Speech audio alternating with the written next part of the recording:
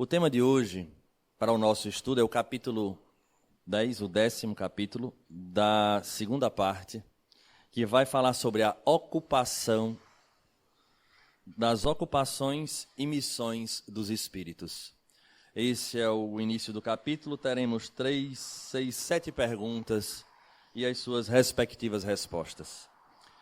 Antes da gente abordar diretamente esse tema, das ocupações e missões dos Espíritos, gostaria de fazer algumas observações em relação a esse tema, tendo em vista que quando nós falamos da segunda parte do Livro dos Espíritos, estamos versando sobre o mundo espírita, o mundo dos espíritos, que para nós é o mundo original. A doutrina espírita, ela nos traz algumas grandes novidades. E a primeira delas, ou melhor, eu não diria a primeira, mas uma delas é que o mundo original, independente do mundo material, é o mundo dos espíritos, do qual todos nós pertencemos. Essa tese, ela diferencia-se das religiões tradicionais, porque nas religiões que muitos de nós tivemos a experiência ainda nessa encarnação, a vida começa a partir do momento em que há a concepção, mas o espírito ele é criado naquele exato momento. De tal forma que ele chega na Terra a primeira vez, sem marcas passadas, sem vínculos com a família presente, nem com as pessoas que ele cruza durante seu processo existencial.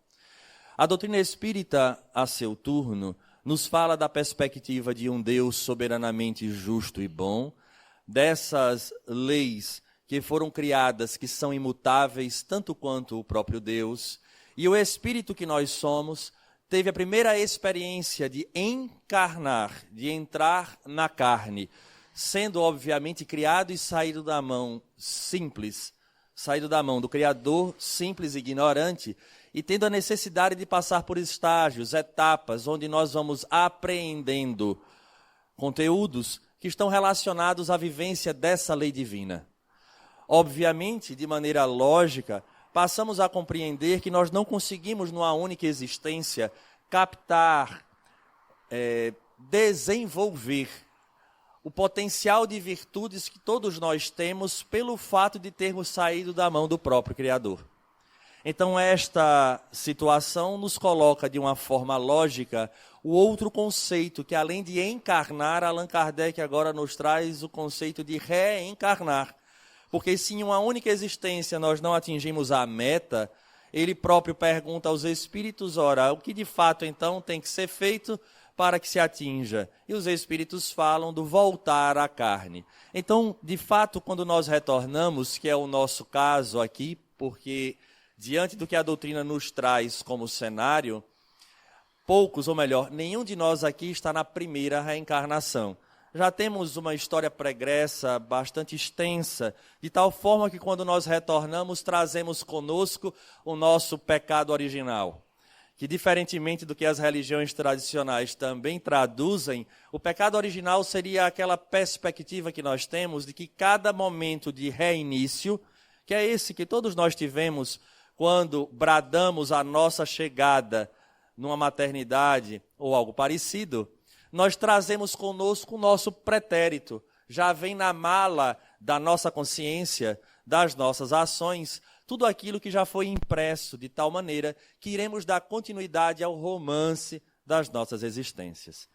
E Alisson, por que você está batendo nessa tecla? Porque nós iremos visitar 2 conceitos fundamentais para que venhamos a estudar essas questões. É preciso relembrar algumas coisas, porque a doutrina ela é um corpo. De tal forma, quando nós pegamos uma fatia, um recorte, caímos num grande risco de simplesmente fazermos uma interpretação equivocada, porque para aquele recorte existir, houve algo pregresso, anterior, que nos forma a base, bem como nos apresenta outros assuntos mais adiante. Então, nós voltaremos em breve a 2 tópicos importantes para entendermos a ocupação dos espíritos. E é muito comum, quando nós lemos o capítulo 10, que lemos a ocupação dos espíritos, nós falamos de uma realidade extra nossa personalidade. É a ocupação dos espíritos, não é nossa. Como se nós não fôssemos espíritos. Então é importante que a gente compreenda que mesmo nessa segunda parte do Livro dos Espíritos, as informações que nos falam sobre essa realidade espiritual versam diretamente sobre a nossa realidade. Porque se, na perspectiva que os Espíritos trazem, a vida e no processo considerado morte, que é retornar à pátria, é apenas uma mudança de vibração, de tal forma que o que nos diferencia dos espíritos que estão, né, do lado de lá, vamos usar esse termo, nada mais é do que o escafandro celular, do que essa roupagem física. Mas as leis que regem a vida no mundo espiritual, as potencialidades do espírito, elas de alguma forma encontram-se em potência na realidade de todos nós encarnados. Então, quando nós falamos de ocupação dos espíritos, de alguma forma versa sobre a nossa ocupação também. E para que a gente veja que isso é fato, nós iremos voltar um pouquinho, quando Allan Kardec vai perguntar aos luminares, no capítulo 3º da segunda parte, sobre os objetivos da encarnação. Eu preciso vir a essa questão para que a gente consiga destacar alguns assuntos, para quando lá na frente voltarmos para as perguntas relacionadas ao tema da noite, a gente consiga compreender com mais clareza. Mas Allan Kardec pergunta a eles qual o objetivo da encarnação dos espíritos. Isso é a questão 132. Então Allan Kardec queria saber por que se entra na carne. Ele não falou reencarnar, ele falou em encarnar, entrar na matéria, na carne. E os espíritos respondem: Deus lhes impõe a encarnação com o fim de fazê-los chegar à perfeição. Primeira coisa que gostaria de destacar é que Deus impõe. Parece que há um desconforto quando a gente escuta essa palavra de imposição, porque toda vez que fala em imposição a gente não gosta muito. Mas está muito claro que de fato é uma lei divina. E na hora em que há lei, essa lei ela não se corrompe. Eu não quero reencarnar, vai. Eu não quero encarnar. Esse é um método, é um mecanismo utilizado para a nossa evolução. Por isso ele impõe a encarnação com o fim de fazê-los chegar à perfeição. E aí ele faz alguns comentários e mais adiante ele diz assim: visa ainda outro fim a encarnação. Ou seja, além de chegar à perfeição, ele visa outro fim. Qual é o outro fim que ele está falando? O de pôr o espírito em condições de suportar a parte que lhe toca na obra da criação. Vejamos qual é o outro objetivo da nossa encarnação. Porque quando a gente pergunta, na maioria das vezes, o Espiritismo diz o quê em relação a encarnar? E até mesmo reencarnar, para evoluir. Não, esse é o primeiro objetivo. Há um segundo. E é bom que a gente guarde esse segundo, porque tem a ver com o nosso tema de daqui a pouco. O segundo item, o segundo objetivo é o de pôr o espírito em condições de suportar a parte que lhe toca na obra da criação. A parte que lhe toca na obra da criação. Traduzindo de alguma forma, todos nós temos uma parte neste processo da criação. Logo, somos co-criadores. E isso é interessante, de tal forma que ninguém veio à Terra de férias. Pode até aparecer, mas não é real. Porque além do processo da nossa própria evolução, nessa evolução o outro objetivo é contribuir, colaborar para que essa criação se materialize e se execute. De tal maneira que este cenário que nós encontramos aí fora, ele é criação de uma coletividade. Mas não para por aí, ele continua. Para executá-la, é que em cada mundo toma o espírito um instrumento de harmonia com a matéria essencial desse mundo, a fim de aí cumprir, daquele ponto de vista, as ordens de Deus. É assim que, concorrendo para a obra geral, ele próprio se adianta. E mais uma vez encontramos um termo-chave. Ele toma um instrumento de harmonia com a matéria essencial desse mundo, um instrumento. Qual é o instrumento? O corpo.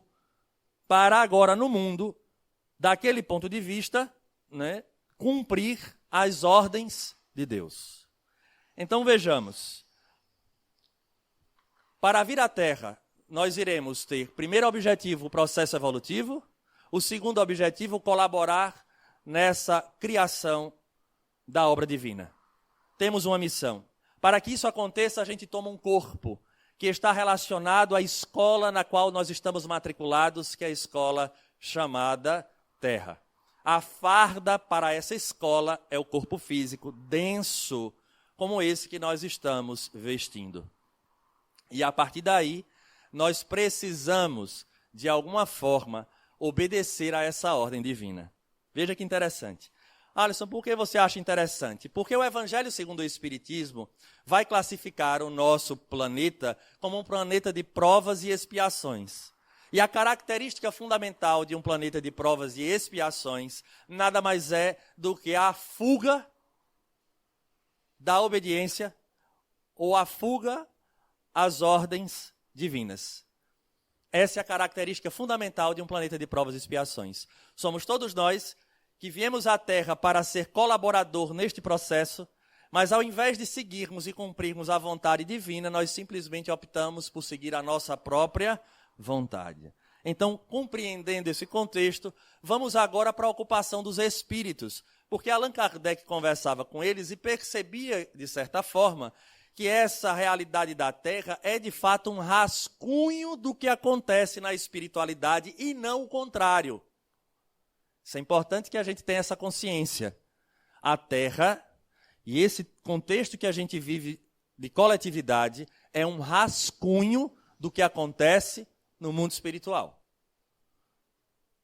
Então vejamos a ocupação dos espíritos. Alisson, por que você está frisando isso? Porque se a realidade do espírito ela é única, no sentido de que, ora, nós nos encontramos na erraticidade, esse termo erraticidade é o local onde nós aguardamos uma outra reencarnação, é o período que a gente passa no mundo espiritual aguardando voltar. Esse local a gente chama de erraticidade, esse período, esse local é erraticidade. Então, esse período que a gente passa, obviamente vai estar relacionado, né, com aquilo que a gente elege como sendo gosto, tendências e vivências da nossa parte. A realidade ela é uma só. Por isso que na doutrina espírita nós não acreditamos em várias vidas. Quem acredita nisso está na doutrina errada. A gente só acredita em uma única vida, que é a vida do espírito. Agora, existências, a gente tem algumas. Então a gente entra e sai da existência, mas a vida é a do espírito. Ora, nós estamos nesse cenário terreno, ora, nós estamos libertos dessa matéria. Até aí, ok? Simples, não é? Fácil demais. Muito bem. Com o que é que nós nos ocupamos? Na Terra, com o que é que a gente se ocupa? Se a gente fizer um passeio rápido, de segunda a sexta, em horário comercial, a gente está trabalhando. Muito bem. Né? O horário do almoço, a janta, no final de semana só são 2 dias praticamente, e a gente ainda encontra tempo para fazer coisa errada. Né? E o interessante, o que nós estamos querendo trazer, é que aquilo que nós nos ocupamos aqui como sendo a meta existencial, o lado mais importante da nossa vida, o que a gente considere sendo o mais importante, é de fato o que nos impulsionará no mundo espiritual a termos um encontro com indivíduos, com grupos de espíritos que se afinizam com o mesmo gosto que nós temos. Então, quando a gente falar de ocupação dos espíritos em missão, existe um roteiro, existe uma meta. E é necessário que a gente conheça essa meta para que, de certa forma, possamos exercitar agora aquilo que precisaremos vivenciar para o nosso melhor do lado de lá. Então ele pergunta lá aos espíritos, depois de entendido que a gente ajuda, né, na questão da cocriação e fazer a parte que nos cabe na obediência a essa lei divina, Allan Kardec pergunta aos espíritos, começando de maneira muito peculiar, alguma outra coisa incumbe aos espíritos fazer que não seja melhorarem-se pessoalmente? Porque a essa altura do campeonato ele já tinha percebido o objetivo da encarnação, bem como a tese da reencarnação, que o espírito volta para progredir, para evoluir, mas para fazer a sua parte no contexto dessa criação. Ou seja, todos nós temos uma tarefa a desenvolver na Terra. Então, essa tarefa, de alguma sorte, como narra a resposta que nós lemos há pouco, os espíritos dizem a Allan Kardec que, cumprindo com a parte que nos toca, nós estaremos também evoluindo. Então, processo é de melhoramento. Então, ele diz assim, olha, alguma outra coisa incumbe aos espíritos fazer que não seja melhorarem-se pessoalmente? Ele não faz mais nada, não. É só se melhorar mesmo. Tem mais nada para os espíritos fazerem? E eles respondem, concorrem para a harmonia do universo, executando as vontades de Deus, cujos ministros eles são. Vou repetir. Concorrem para a harmonia do universo, executando as vontades de Deus, cujos ministros eles são. Agravou-se um pouquinho a situação. Porque a resposta está dizendo que, de fato, eles concorrem para esse auxílio, né? Para a harmonia do universo, e executam a vontade de Deus. Olha que beleza! Os espíritos, lá eles, não, nós. Quando nos encontramos despertos, o nosso papel é fazer a vontade desse Deus. E nos tornamos ministros. Agora pensa na relação de ser ministro da divindade. O que é que um ministro faz? Vejam lá com quem vocês estão comparando. Eu estou falando do cargo. Não vão falar de pessoas que a gente aqui não está fazendo nenhum tipo de análise de ninguém. A ideia é simplesmente compreender que o ministro está vinculado ao seu senhor, ao presidente, ou quem quer que seja acima, que vibre na mesma ideia e execute aquilo que vem de cima. Então nós temos um papel fundamental. E muitas vezes agimos, que é o mais interessante, como se as coisas acontecessem à revelia da nossa vontade, quando nós somos, de fato, agentes modificadores da realidade, não só de um contexto geral, mas do nosso próprio contexto, num primeiro momento. Mas Allan Kardec, não satisfeito, continua. Também desempenham função útil no universo os espíritos inferiores e imperfeitos. Quando eu li essa questão, fiquei mais feliz. Porque deu para perceber que na posição de ministro ainda consciente, particularmente eu não me encontro. E eu pensei nisso, rapaz, ele não vai perguntar dos imperfeitos, não, e vem dos imperfeitos. Então, será que a gente tem alguma função? E aí ele diz, todos têm deveres a cumprir. Todos têm deveres a cumprir. Para a construção de um edifício, não concorre tanto o último dos serventes de pedreiro como o arquiteto? Então vejamos, essa questão ela é interessante, porque todos nós temos deveres a cumprir. Se nós lembrarmos do objetivo da encarnação, qual é o maior dever que nós temos? Evoluir vai ser a consequência. Mas o mecanismo, qual seria? Qual o maior dever que nós temos a cumprir? Vivenciar que lei? Pode ser o amor, mas o que é que a resposta dizia lá atrás? A lei de quem? A lei de Deus. Muito bem. O nosso maior dever a cumprir é viver a lei de Deus dentro do nível em que a gente consegue. Porque ele está perguntando aqui dos imperfeitos. Mas observe que nós temos uma meta. Eu não consigo viver tudo aquilo, mas eu já posso dar um passo melhor. Então não há ninguém que aqui esteja que não tenha a possibilidade de ajudar, de esclarecer, de fazer algo já dentro da realidade de Deus. Mas isso implica um outro problema, que nós iremos nos deparar quando a gente vai ler o Evangelho segundo o Espiritismo, quando de maneira batida, e nós estamos já cansados dessa leitura, de certa forma, quando diz que as chagas da humanidade é o orgulho e o egoísmo. Engraçado, viver a vontade de Deus é o nosso maior dever. Mas o egoísmo é o oposto. E o orgulho também. Porque é você viver a moda do que nós achamos que é certo. E quando olhamos para esse contexto em que todos nós estamos imersos, perceberemos que essa grande problemática que se passa é porque nós nos tornamos seletivos quanto àquilo que de fato é lei divina e não é. E ocupamos o nosso tempo, nesse pouco que nos sobra, para ao invés de adiantarmos-nos nesse processo evolutivo, mas de fazermos a nossa vontade. Eu falo muito em palestra que na época em que eu evangelizava, as crianças na hora do Pai Nosso falavam que seja feita a minha vontade. E eu achava bacana porque pelo menos eles eram honestos, porque a gente faz, seja feita a vossa, mas se pudesse ser a minha é melhor. Não é assim que a gente pensa muitas vezes? A vossa, né? A nossa. Exato, a nossa. Então vejamos, na hora em que eu utilizo do meu conhecimento para fazer uma distinção do que é válido e do que não é válido, ao invés de eu passar para um processo de uma aceleração na evolução, eu crio um impedimento. Porque eu não vivencio a minha parte nesse processo da encarnação.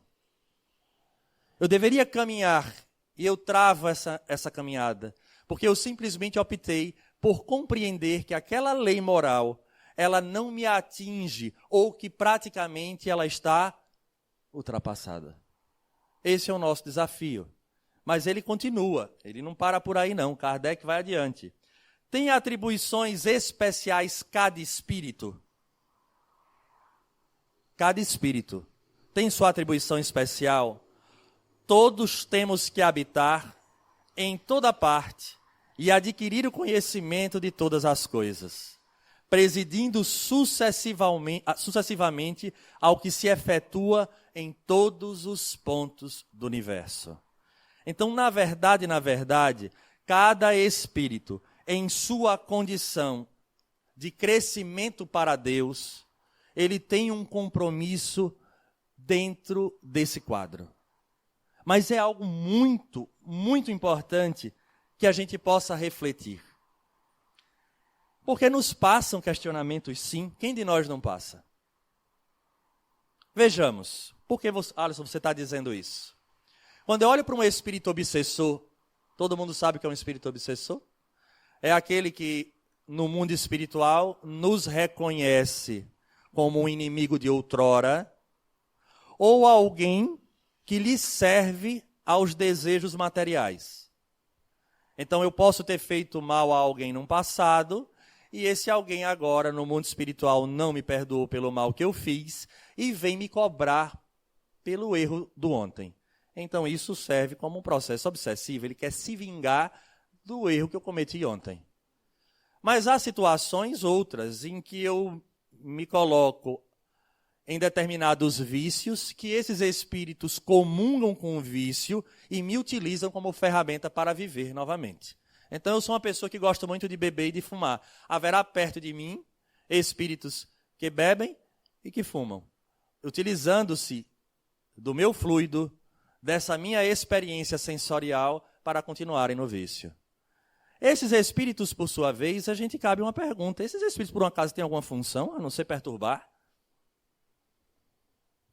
Por isso que eu digo que o viés filosófico da doutrina nos abre a mente para começarmos a fazer algumas costuras que eu posso afirmar que dentro do tempo que temos não conseguiremos fazer toda, mas ao menos abrir a mente para percebermos que se cada um, no nível que se encontra na criação, tem uma função nesse universo, e em especial na escola em que nos encontramos, que é a Terra, a gente tem que focar na nossa realidade, esses espíritos também devem ter uma função. Em tese, seria a mesma nossa, de obedecer à lei divina. Mas no momento em que eles fogem à lei divina e vivem o egoísmo ao ponto, e o orgulho ao ponto de terem sido lesados e não perdoarem, agora eles perseguem. Vejamos o interessante. Particularmente eu passo a sofrer a obsessão como um fenômeno, entre aspas, punitivo, porque eu plantei isso no ontem. Então a função desse processo obsessivo não é um castigo, mas é a dor que provavelmente me despertará para que eu saia do marasmo do equívoco e parta em direção à evolução em que eu preciso. Vou traduzir num exemplo mais claro. Passo a sofrer consequências, por exemplo, físicas, porque o processo obsessivo, quando ele se mantém durante muito tempo, nós sabemos que vai apresentar sintomas. Esse indivíduo apresenta sintomas. Vai ao médico, faz exame daqui, faz exame de acolá. O máximo que o médico vai dizer, deixe de beber, que não faz bem. Mas continua sentindo toda a problemática. Eis que encontra alguém conhecido e diz assim, vá ao Jefa. Faça uma orientação, mas rapaz, esse negócio de... O que é o Jefa? Não, é um centro espírita. Rapaz, eu tenho medo danado de ir para centro espírita. Vá, que não tem nada demais lá, não. Tem certeza? Tenho. Vamos comigo? Eu vou, eu lhe levo. Eu não sei se é a história de alguém aqui, mas muita gente vem trazida por amigos. E aí, nesse cenário, vai ser feita uma orientação. Olha que interessante. Aí se pede uma orientação. Aí os espíritos solicitam que o indivíduo agora passe a compreender a sua realidade de espírito, que os vícios que ele traz servem como um imã que atraem outros espíritos, e ele agora decide despertar e mudar a sua conduta. Passa pelo tratamento e agora ele modifica. Então vejamos que a obsessão em si, ela não é boa. Mas quando nós olhamos a essência, o resultado final será despertar o indivíduo através do fenômeno da dor, que nós não precisávamos porque tínhamos outro caminho, mas nós somos tardos. E perceberemos que aquele espírito obsessor, ao final, foi uma ferramenta divina que não precisava que fosse esse espírito, mas acabou sendo uma ferramenta divina para que nós pudéssemos voltar ao eixo, à nossa linha de conduta que deveríamos ter adotado antes. Então, cada um, na sua condição, pode contribuir. Alisson, você quer dizer que eu devo ser obsessor de alguém? Não. Não, você deve ser aquele que vai levar o Jefa, não que vai perturbar ninguém. Mas percebendo que nós temos, sim, a oportunidade de, nessa ocupação, dar um tempo para essas coisas do Espírito. Allan Kardec continua na questão 561. São permanentes para cada um, vejamos, são permanentes para cada um e estão nas atribuições exclusivas de certas classes as funções que os espíritos desempenham na ordem das coisas. Rapaz, complicou. Vou falar de novo. É porque tem um conceito aqui na pergunta que, mais uma vez, a gente vai ter que voltar um pouquinho no Livro dos Espíritos para lembrar. São permanentes para cada um e estão nas atribuições exclusivas de certas classes as funções que os espíritos desempenham nas ordens das coisas. Ou seja, você faz parte de uma classe e existe para aquela classe determinada função. Quando fala de classes, o que é que ele está querendo dizer, gente? Alguém lembra, não? Allan Kardec, ao conversar com os espíritos, através dos diversos médiuns, ele percebeu que haviam grupos de espíritos que se afinizavam em determinadas características. E ele divide esses espíritos apenas de uma maneira pedagógica. Ele classifica esses espíritos de uma forma pedagógica só. Não é que haja, de fato, essa classificação inflexível, mas ele faz para que a gente consiga perceber que nesse mundo que nós vivemos, estamos cercados de espíritos dos mais diversos. E alguém pode perguntar, mas Alisson, por que essa quantidade tão grande de espíritos, com características tão diferentes? Aí eu faço só um exercício rápido. Olha para o grupo do salão aqui. Quantas pessoas distintas, com gostos, tendências e objetivos diferentes. Só aqui nós temos um grande grupo que forma tipos de espíritos que podem se abrigar em pequenos conjuntos. E foi isso que Allan Kardec fez. Então a gente sabe que tem espírito da terceira ordem, da segunda ordem, da primeira ordem. E dentro dessas ordens vão ter as classificações dos espíritos. Lembrando que a terceira ordem é dos espíritos imperfeitos, da segunda ordem dos bons espíritos e a terceira ordem dos espíritos puros, que ainda não nos encontramos lá. E aí quando a gente vai ver a subdivisão, eu anotei que eu já não lembrava, era classe dos espíritos impuros, levianos, pseudo-sábios, neutros, perturbadores. Quando você vai ouvindo, você vai, mas rapaz, eu conheço muita gente que é perturbador. Pronto, esse é o espírito perturbador. Porque ele classifica os espíritos. Mas não esqueçamos que esse espírito amanhã estará encarnado. E trará consigo as suas características. Esse é o item. Então, será que existem tarefas de fato em cada um desses grupos? Eles respondem. Todos têm que percorrer os diferentes graus da escala para se aperfeiçoarem. Deus, que é justo, não poderia ter dado a uns a ciência sem trabalho, destinando outros a só adquirirem com esforço. Então, nós, de alguma forma, passamos por todas essas ordens. Começamos como espíritos imperfeitos e, a partir dali, nós seguimos. Há uma classificação de tarefas em cada qual, de certa forma, há, que ele não destrincha para nós. Mas é muito difícil que um espírito imperfeito, ele consiga a mesma coisa que um espírito puro. E isso é lógico.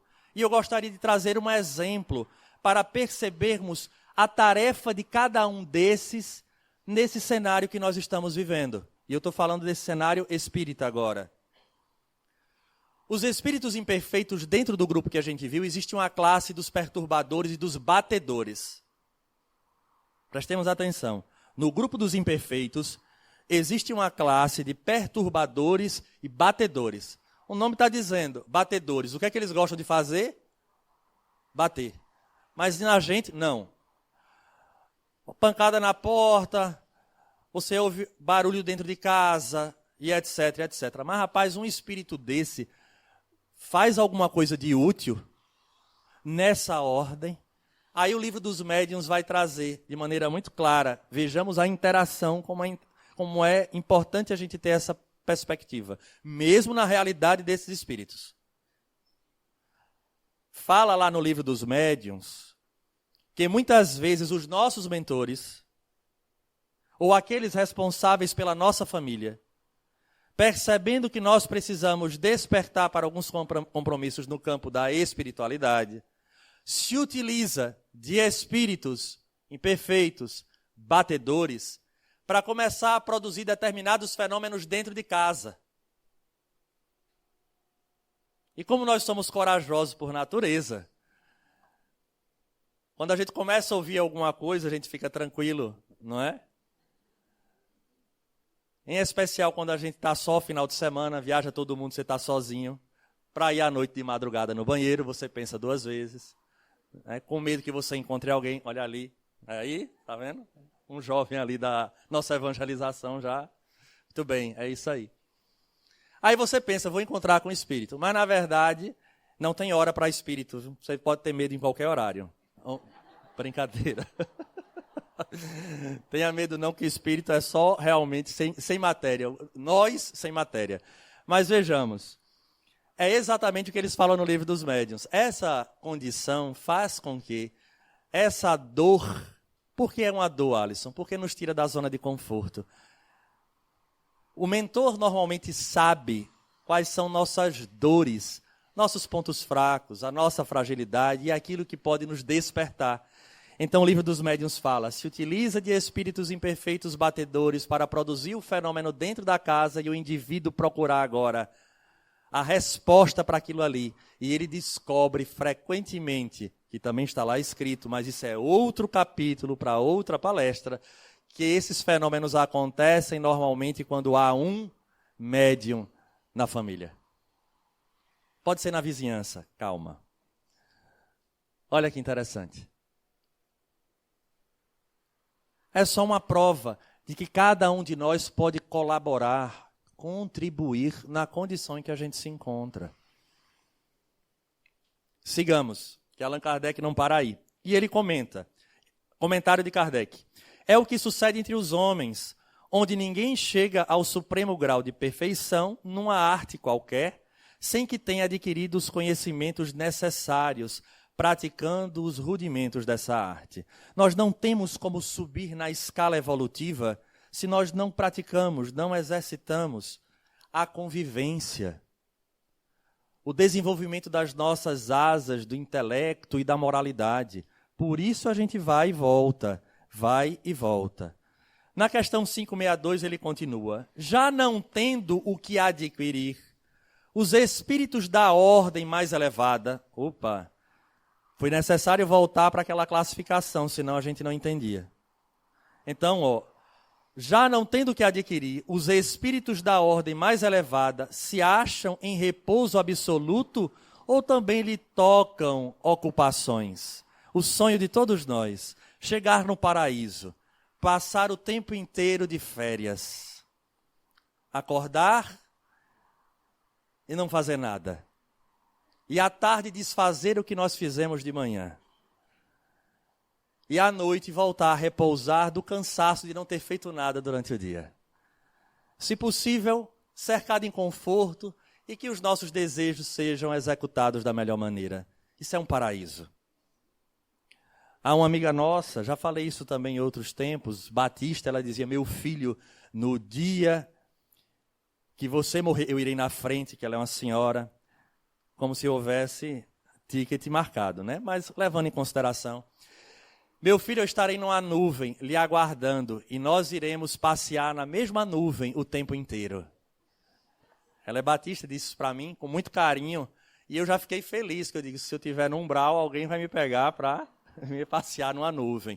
Mas a gente pensou, imaginemos nós, esse cenário que nós temos de um reino, de um local de total desocupação. E isso é tão concreto, gente, é tão concreto que Allan Kardec, mesmo tendo toda a sua capacidade, obviamente, de refletir sobre todos esses conceitos e contextos filosóficos que a doutrina já apresentava, traz essa pergunta porque era a ideia vigente na época.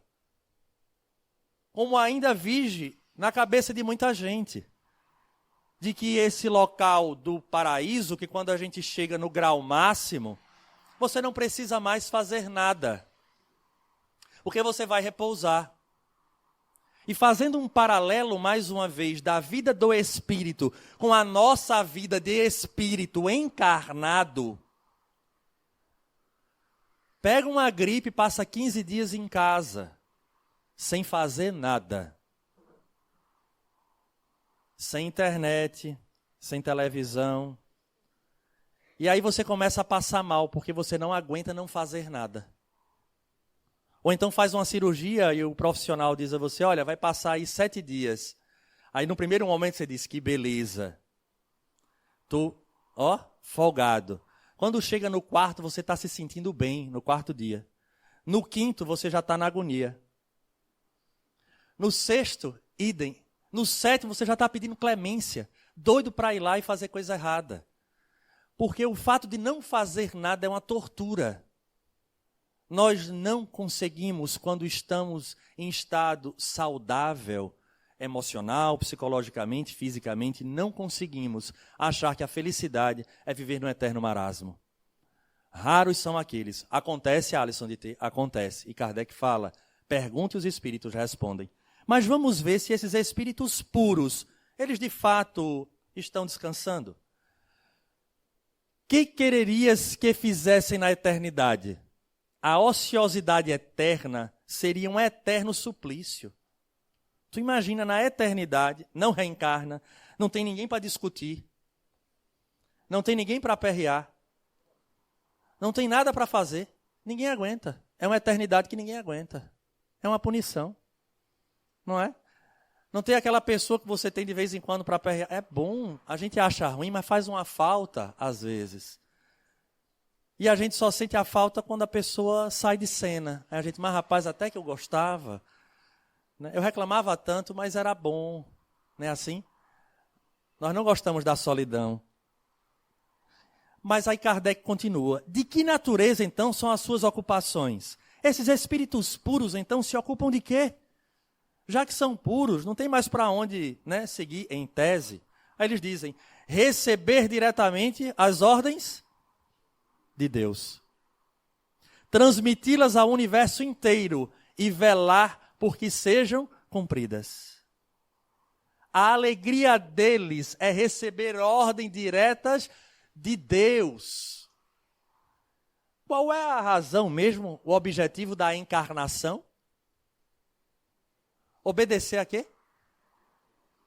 Engraçado que os espíritos puros têm a mesma obrigação, entre aspas, porque para ele não é. Para eles é uma satisfação receber a ordem divina, levar para todo o universo e fazer com que essas ordens de fato aconteçam. Entendeu agora porque eles são espíritos puros e a gente ainda não? Porque quando se fala das leis de Deus, a gente vai falar das leis morais. E nem sempre essas leis morais, naquele momento, para a gente é bom. Estou falando em termos de escolha, viu?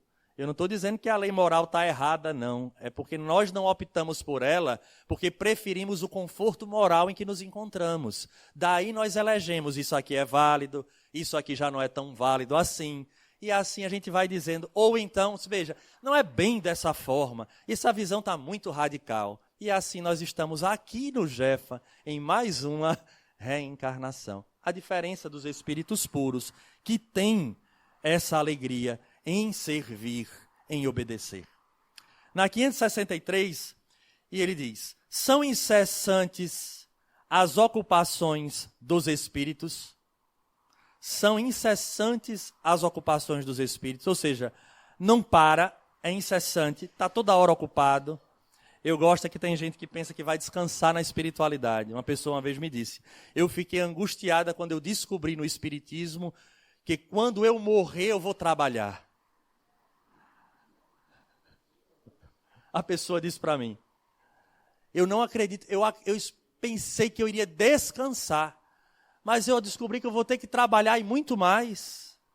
Isso me gerou uma angústia, olhando de forma, né, radical assim, fria. Incessantes, sim. Prestemos atenção. Atendendo-se a que sempre ativos são os seus pensamentos, porquanto vivem pelo pensamento. Importa, porém, não identifiqueis as ocupações dos espíritos com as ocupações materiais dos homens. Aqui eles chamam a atenção. Essa mesma atividade lhes constitui um gozo pela consciência que têm de ser úteis. Eu queria fazer uma observação importante. Incessantes, sim. Atendendo-se a que sempre ativos são os seus pensamentos, porquanto vivem pelo pensamento. Mas, Alisson, vivem pelo pensamento? É. E eu queria chamar a atenção. Um conceito que os espíritos trazem a Allan Kardec é que os espíritos são nada mais, nada menos do que os seres inteligentes da criação. Vejamos algo importante. Os espíritos são os seres inteligentes da criação. Ele acabou de dizer que o próprio pensamento, eles vivem pelo pensamento. Mas em proporção, é através do nosso pensamento que nós avançamos ou estagnamos. E aí você diz, Alisson, seja claro, os seres inteligentes da criação são espírito. Todos nós aqui pensamos.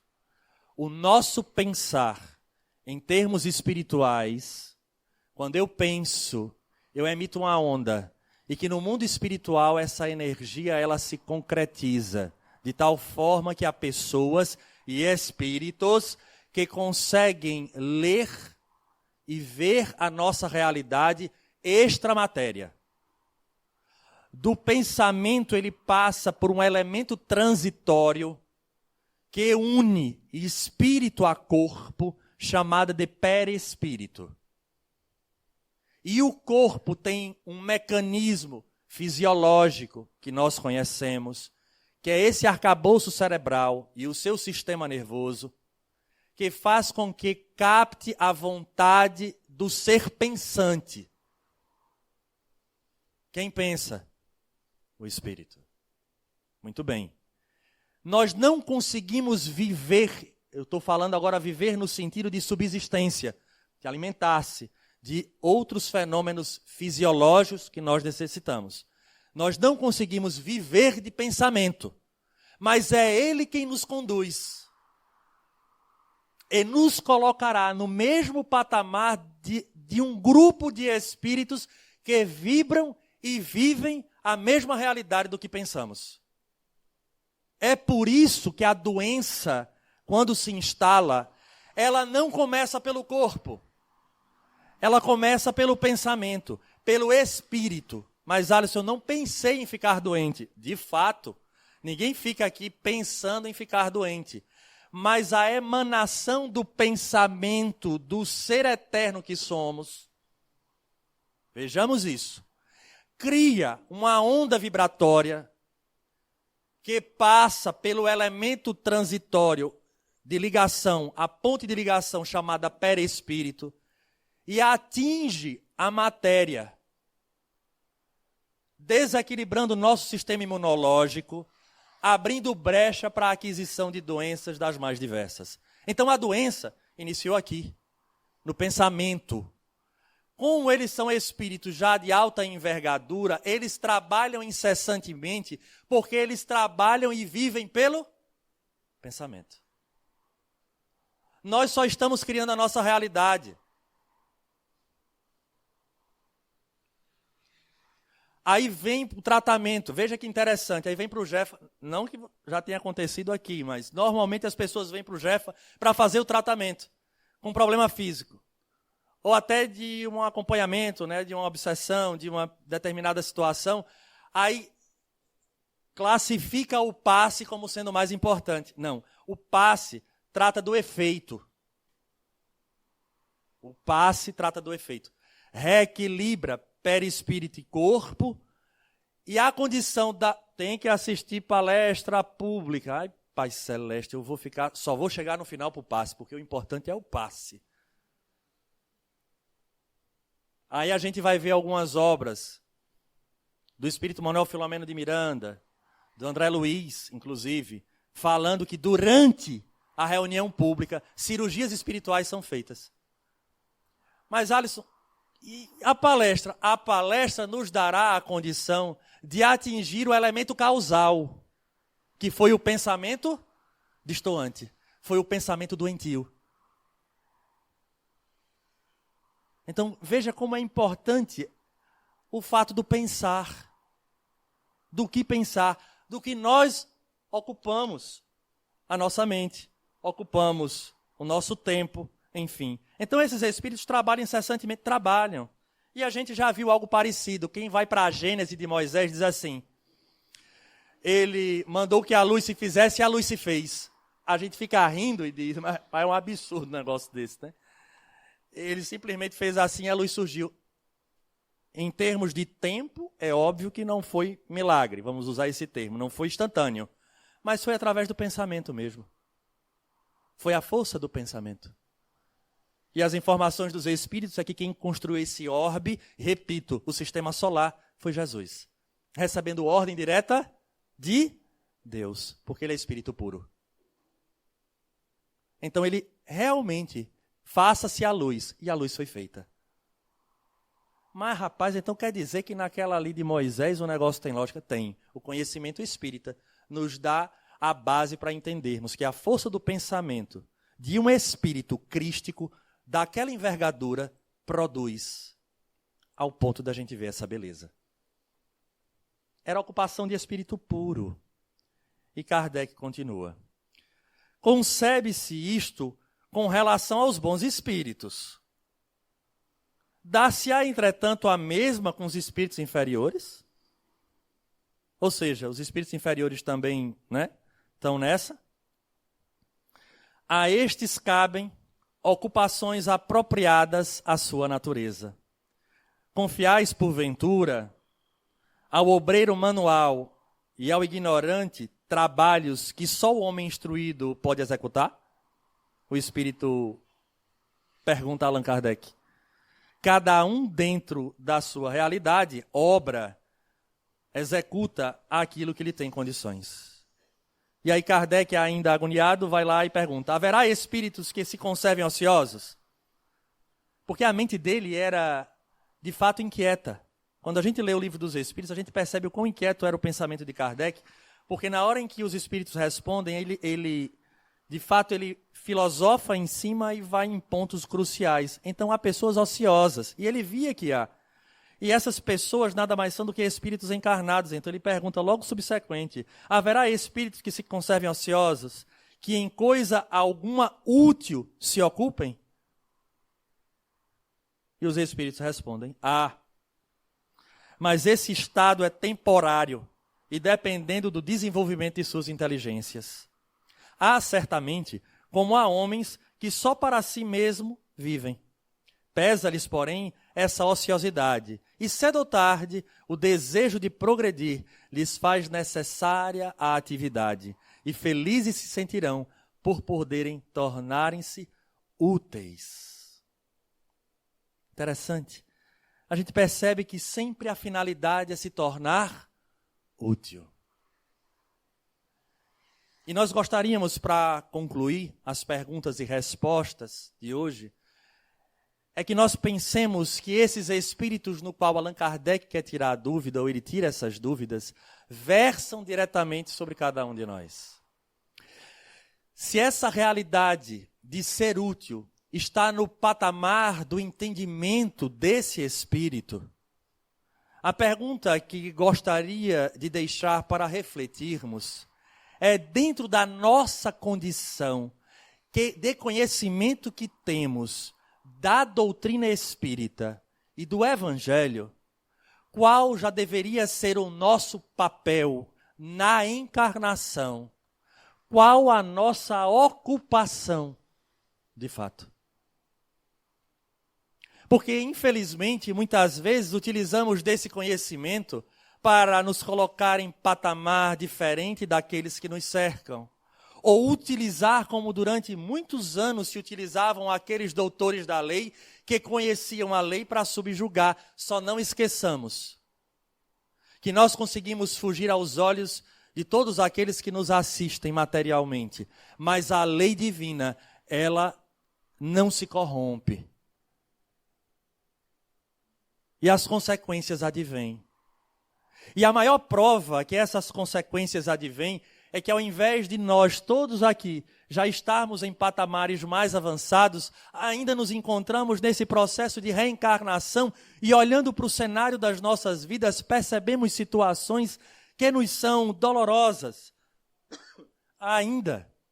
É porque as nossas ocupações, elas não foram úteis o suficiente relacionadas ao objetivo das nossas encarnações.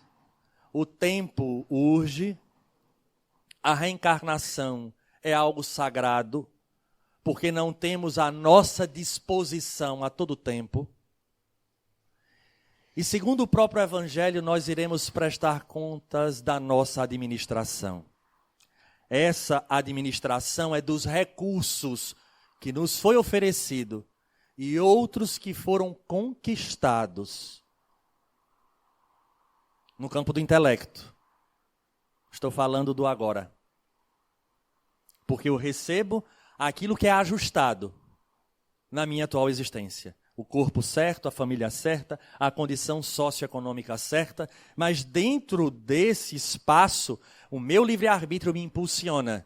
E agora eu posso adquirir conhecimento, avançar. Daí o que estamos falando, daquilo que nos é ofertado e aquilo que é conquistado durante esse processo. E na medida em que a gente adquire, a pergunta é, o que é que nós estamos fazendo da nossa vida, na medida em que nós já temos ideia desse cenário que nos espera e que já vivemos envolvidos, que é agora com os espíritos que nos cercam. Os nossos gostos, as nossas tendências respondem pela ocupação que damos a essa missão de ministros que nós temos. Os espíritos puros, como ministros diretos, obedecem e fazem e têm prazer em viver a lei de Deus. E nós? O que estamos fazendo dessas leis? Fica então esse pensamento, e repito, sempre que estivermos estudando o mundo dos espíritos, ou o mundo espírita, que é a segunda parte do livro dos espíritos, estaremos versando sobre a nossa própria realidade. É de onde viemos e para onde retornaremos. Que ocupemos o nosso tempo da melhor forma, construindo o futuro que nós tanto desejamos. A todos, um grande abraço, votos sinceros de saúde e paz.